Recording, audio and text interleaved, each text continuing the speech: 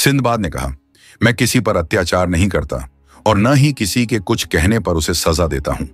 Sinbad आगे बोला, बात यह है कि मुझे तुम्हारी बातों को सुनकर गुस्सा नहीं बल्कि दया आई और तुम्हारी हालत को लेकर अफसोस भी हुआ। लेकिन तुमने जो बातें बोली वो बिना सच जाने बोली। सिंदबाद ने कहा, तुम्हें यह लगता है कि मैंने बिना कोई मेहनत किए ये सब रुतबा और पैसा कमाया है। मैंने भी बहुत सारी मुश्किलों का सामना किया है और उसके बाद ही भगवान ने मुझे ये सब दिया है।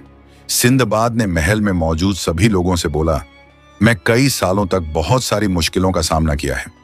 मेरी कहानी सुनकर आप सभी को बहुत हैरानी होगी, क्योंकि मैंने अमीर बनने के लिए नियम कानून के हिसाब से 7 बार बड्ढी बड्ढी यात्राएं की, जिसमें बहुत तकलीफ झेलना पड़ता है। सिंदबाद बोला, यदि आप लोग चाहेंगे तो मैं सब बताने को तैयार हूं। इसके बाद सिंदबाद ने अपनी 7 बड्ढी यात्राओं में पहली यात्रा के बारे में बताना शुरू किया।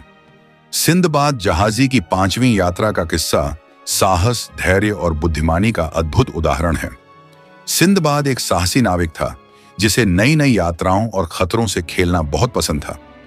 उसकी 5वीं समुद्री यात्रा में उसे अप्रत्याशित चुनौतियों और खतरों का सामना करना पड़ा, लेकिन अपने आत्मविश्वास और साहस से उसने हर कठिनाई को पार किया। इस यात्रा की शुरुआत में सिंदबाद और उसके साथी एक नए द्वीप की ओर बढ़े। यात्रा के दौरान उन्हें भयंकर तूफान का सामना करना पड़ा, जिसमें उनका जहाज एक अनजान द्वीप पर आकर रुक गया।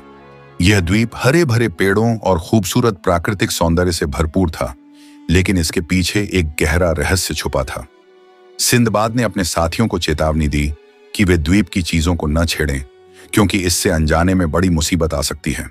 लेकिन उसके साथियों ने उसकी बातों को नजरअंदाज कर दिया और द्वीप पर पड़े एक विशाल रुख पक्षी के अंडे को तोड़कर खाना शुरू कर दिया। इससे नाराज होकर रुख पक्षियों ने उन पर हमला कर दिया और उनका जहाज तबाह कर दिया। इस दुर्घटना में सिंदबाद और उसके सभी साथी अलग अलग दिशाओं में बिखर गए। सिंदबाद अकेला रह गया और समुद्र की लहरों में बहता हुआ एक और अनजान द्वीप पर जा पहुंचा। इस द्वीप पर सिंदबाद को एक अजीबोगरीब बूढ़ा व्यक्ति मिला। वह बूढ़ा व्यक्ति देखने में कमजोर प्रतीत हो रहा था, लेकिन असल में वह एक चालाक जादूगर था। उसने सिंदबाद से मदद की गुहार लगाई और उसे अपने कंधे पर बिठाने के लिए कहा। सिंदबाद ने उसकी मदद की, लेकिन जैसे ही उसने उसे कंधे पर बिठाया, वह बूढ़ा उसके गले से कसकर लिपट गया और उसे अपने नियंत्रण में कर लिया।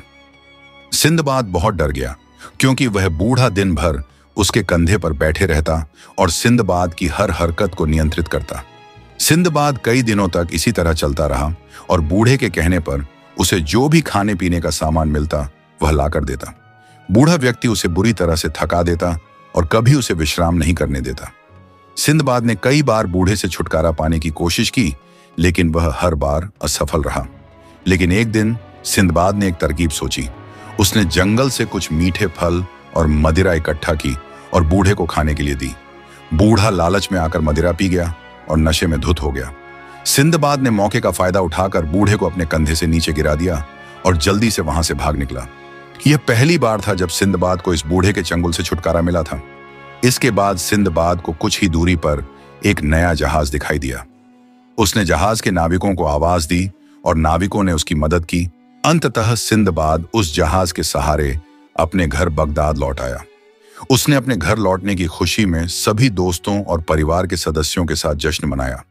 इस यात्रा से सिंदबाद ने न केवल खतरों का सामना करना सीखा, बल्कि यह भी समझा कि सच्चा साहस कठिन परिस्थितियों में धैर्य बनाए रखने और समझदारी से काम लेने में है।